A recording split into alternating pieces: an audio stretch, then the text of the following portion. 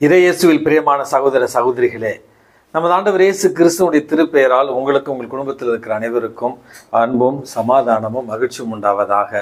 அன்புமிக்கவர்களே, October மாதம் 18ஆம் தேதி தாயம் திரு அவை நற்செய்தியாளர் புனித லூக்காவுடைய விழாவைத்தான் கொண்டாடுகிறது. இப்பொழுது இருக்கிற துருக்கி தேசத்தில் இருக்கிற அந்தியோக் என்கிற ஒரு இடத்துல தான் இவர் பிறந்ததாக விவிலியத்திலிருந்து நம்ம அறிகிறோம். அன்புமிக்கவர்களே, இயேசுவினுடைய திருத்தூதர்களில் ஒருவராக இவர் இல்லாமல் இருக்கலாம். ஆனால் இயேசுவால் அனுப்பப்பட்ட 70 சீடர்களில் இவர் நிச்சயமாக ஒருவராக இருந்திருக்க வேண்டும். மற்றும் இயேசுவோடு பயணித்த எம்மாவுசுக்கு பயணித்த இருவர்களில் இவரும் ஒருவராக இருக்கக்கூடும் என்றும் விவிலிய அறிஞர்கள் கருதுகிறார்கள். நற்செய்திகளில் லூக்கா நற்செய்தி என்று அறியப்படுகிற ஏழையரின் நற்செய்தியாகவும், அன்னை மரியாளுடைய நற்செய்தியாகவும், புறவினத்தாருடைய நற்செய்தியாகவும் இவருடைய நற்செய்தி அறிவிக்கப்படுகிறது. திருத்தூதர் பவுலுக்கு மிக நெருக்கமான ஒரு இறை ஊழியராக அவரோடு பயணித்து, திருத்தூதர் பவுலுடைய தூதுரை பயணங்களில் மிக நெருக்கமாக அவரோடு பயணித்து, இன்ப துன்பங்களில் அவரோடு கலந்து கொண்டு, கடைசியில் அவருடைய மறைசாட்சியம் வரையில் அவரோடு இருந்ததாகத்தான் இந்த நற்செய்தியாளர் புனித லூக்காவை பற்றி நம்ம அறிகிறோம். அன்புமிக்கவர்களே, தன்னுடைய தொழிலால் ஒரு மருத்துவராக இருந்திருக்கிறார், ஒரு ஓவியராக பார்க்கப்படுகிறார். அதே நேரத்தில் சிறந்த எழுத்தாளராகவும் இவர் கருதப்படுகிறார். எழுதப்பட்ட அந்த 4 நற்செய்திகளில் மிகவும் எளிமையான, ஏழையருக்கான மற்றும் அன்னை மரியாளை பற்றி அதிகமாக நமக்கு சொல்லித் தருகிற, புறவினத்தார் மீது இயேசு அன்பு கொண்டிருந்த ஒரு நிகழ்ச்சிகளை நமக்கு தெளிவுபடுத்துகிற, ஏழையரோடு ஏழையராக இருந்த இயேசுவை நமக்கு அறிமுகப்படுத்துகிற ஒரு நற்செய்தியாகத்தான் இந்த நற்செய்தியாளர் புனித லூக்காவுடைய நற்செய்தி நமக்கு அமைந்திருக்கிறது.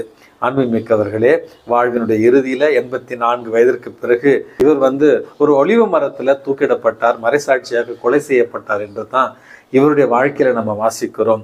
இப்பொழுது இருக்கிற ஓவியர்கள், மருத்துவர்கள், சட்ட வல்லுநர்கள், எழுத்தாளர்கள் இவர்களுடைய பாதுகாவலராகவும் நற்செய்தியாளர் புனித லூக்கா அறிவிக்கப்பட்டிருக்கிறார்.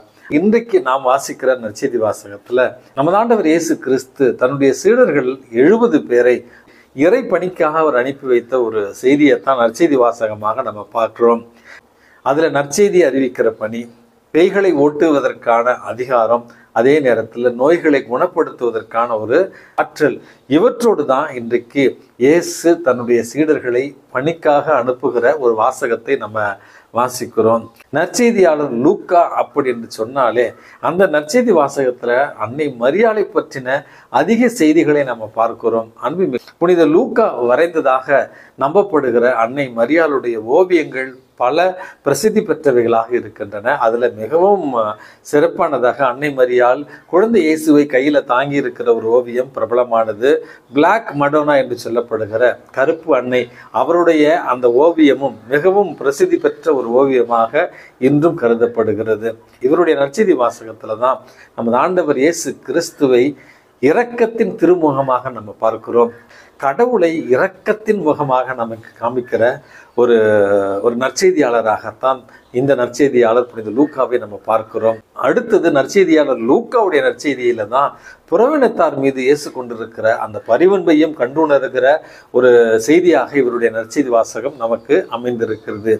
ஆகவே இந்த அருமையான நற்செய்தியாளர் புனித லூக்காவுடைய விழாவை கொண்டாடி மகிழ்கின்ற நாம் இன்றைய நற்செய்தி வாசகத்துல நமது ஆண்டவர் இயேசு கிறிஸ்து சீடர்களை நற்செய்தி பணிக்கு அனுப்பியது போல உங்களையும் என்னையும் நற்செய்தி பணிக்கு இறைவன் இன்றைக்கு அனுப்புகிறார். இந்த நற்செய்தியாளர் புனித லூக்காவிடமிருந்து இன்றைக்கு நம்ம கற்றுக்கொள்ள வேண்டிய பாடமாகவும் இன்றைய நற்செய்தி வாசக பகிர்வை உங்களோடு நான் பகிர்ந்து கொள்கிறேன். முதலாவது, நற்செய்தியாளர் லூக்கா ஒரு எழுத்தாளர் மற்றும் ஓவியர் மற்றும் மருத்துவர் அப்படின்னு நான் சொன்னேன்.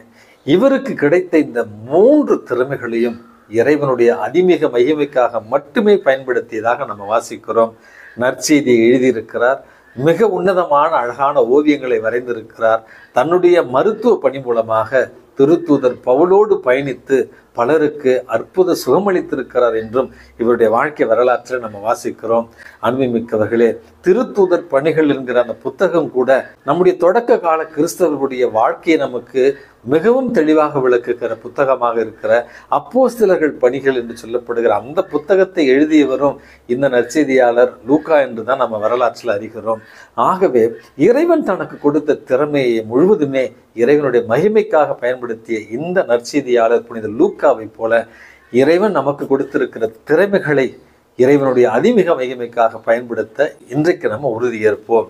இரண்டாவது ஒரு பாடமாக அன்புமிக்கவர்களே, திருத்தூதர் பவுலுடைய உற்ற தோழனாக இன்பத்துல துன்பத்துல கஷ்டத்துல வேதனையில அவரோடு இருந்து, சிறை கைதியாகவும் அவரோடு இருந்து, கடைசியில திருத்தூதர் பவுல் மறைசாட்சியாக கொலை செய்யப்படுகிற வரையில அவரோடு உடனிருந்து அவருக்கு பணிபுரிந்து நற்செய்தியின் உற்ற தோழனாக இவர் இருந்தார் என்றும் இவருடைய வாழ்க்கையில நம்ம வாசிக்கிறோம். நம்முடைய வாழ்க்கையில கூட நற்செய்தி அறிவிக்கிற ஒரு பணியில எல்லா வகையிலும் உற்ற துணையாக நாம இருக்க வேண்டிய ஒரு வரத்திற்காகவும் இந்த நாளில் நம்ம இவருடைய பரிந்துரையால் மன்றாடி ஜெபிப்போம்.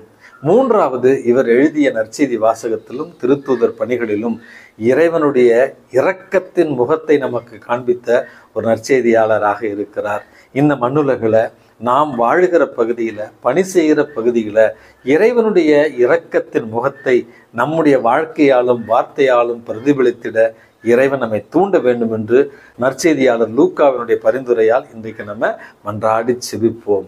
எல்லாம் வல்ல இறைவன் தந்தை, மகன், தூய ஆவி உங்களையும் உங்கள் குடும்பத்தில் இருக்கிற அனைவரையும் நிறைவாக ஆசீர்வதித்து பாதுகாத்து வழி நடத்துவாராக.